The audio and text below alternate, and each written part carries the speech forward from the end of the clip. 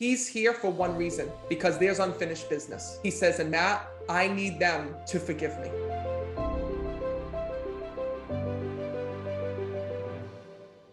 So Hi, where are you guys from? From Fort Worth, Texas. Oh my God. All right. Well, first, I'm glad that you guys are here. So first of all, your father passed? Yes, sir. So know that he's stepping forward first because he was saying, Matt, that's my daughter. That's my daughter. And I actually just saw him lean down and kiss you when I'm connecting with him. Your dad, first of all, wants to apologize for everything that you had to see with his passing here in this world. Because your dad tells me when I'm connecting, goes, Matt, he goes, I wish my daughter didn't replay my passing. He says to me, that's all you think about. And you go over again and again and again and again. And your father says to me, Matt, tell my daughter this. Tell her that I am fine in heaven. And right away, when I'm connecting with your dad, he's telling me this was an illness that affected his whole body here in this world when I'm speaking to him. Because he tells me at the end, he even had difficulties being able to walk and move because he's acknowledging that. Yes. And your dad tells me that he wants to thank you because he actually tells me there were times when you had to help him up and actually move him. Yes. So know that your dad says to me, I want to thank her, he says, for every single thing that she had done. But more importantly, he tells me you're so upset about this. At the end of your dad's life, it started to affect his head as well, he tells me. He tells me at the end that he was out of it. He wouldn't really understand what was going on. He says to me, but Matt, he goes, I was having infections that were going through my body. Do you understand that? Yes, I do. And know that your dad says to me, he says, that was not something that I wanted her to think about. Your dad knows how much that you did for him. And that's something that you need to know and understand. He says, and Matt, he goes, I don't want her to live with so many regrets. Because literally he tells me, he goes, she talks to me all the time. He goes, she's always having conversations with me. He goes, and Matt, he goes, I didn't want it to be like this. He goes, before I even died, he goes, I told her if there was one thing I wanted her to do after my passing was to live her life. And your dad's telling me that. He goes, if anything would have happened to me, live your life. And he's bringing that through. But I got to tell you something. Your father was a tough person here in this world when I'm connecting with him. Yeah, he was. Because he goes to me, Matt, he goes, me and my daughter had a bond like no other. He goes, but a lot of people didn't see my soft side, he says to me. He says, because I was tough. He goes, I was strict. He says, and more importantly, he goes, even when my daughter was younger, he says, I brought her up. He says, like I was brought up. He goes, I wanted her to learn responsibilities. He goes, and I treated her just like the rest of the boys, he tells me. Yeah, he really shows me you doing some really weird things that like here in Rhode Island, we don't do. Like, why were you carrying wood? What's the connection with carrying wood? Was that one of your chores to do? Well, yeah, sometimes because we'd go camping and my brother would try to trick me and I'd drop it. So, well, he got a piece of wood upside his head sometimes. Because your father, well, listen, this is what your loved ones remember. And your dad showed me these visions of you being a little girl and carrying this wood and having like this pile of wood and telling me like, yep, she was just like the other boys, Matt. And he's showing me all these things you used to do, the fishing, the hiking, the different things that you would do with him here in this world. And your father says to me, those were his best memories here in this world. He says, and Matt, he goes on the other side, he says, I am watching over her every single day because he's acknowledging that. And also, what's so crazy, of a soul that's coming through that also took their life here in this world. Who passed with a suicide? It's okay. My kid's dead. So that was your father that passed in that way. He's here. Yeah. He said to me, Matt, they were not expecting to talk to me this afternoon. And Matt, he says to me, I'm going to be honest. He says, my daughter is still so upset with me and so mad at me. Your father is here right now. And you know what's crazy?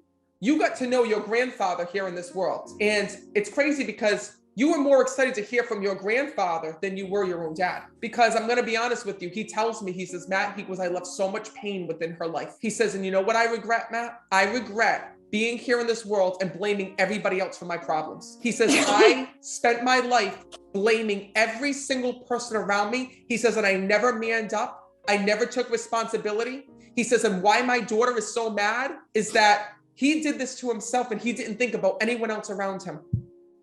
And at the same time, you're still hurting because you feel like your dad or didn't even know how he hurt you in your life. Yes. He's here. It's the whole reason I booked this thing is for my kids to get some closure. Well, he's here. It's the reason why he's here right now. My oldest daughter is really struggling with it.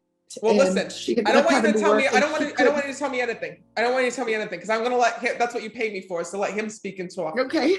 But I will tell you this. He's coming through for this reason. And all he's saying to me is, I know my mistakes. I know my mistakes. I know my mistakes. He keeps saying that in my ear. And for him to say that, it's for him coming through to you as his daughter, because he said to me, Matt, I was missing from so much of her life. He says, and more importantly, you felt like you never had his support. You felt like you never had his love. He says, and Matt, he says, I also regret pulling away from my own family. You were shocked to even find out that your dad had died.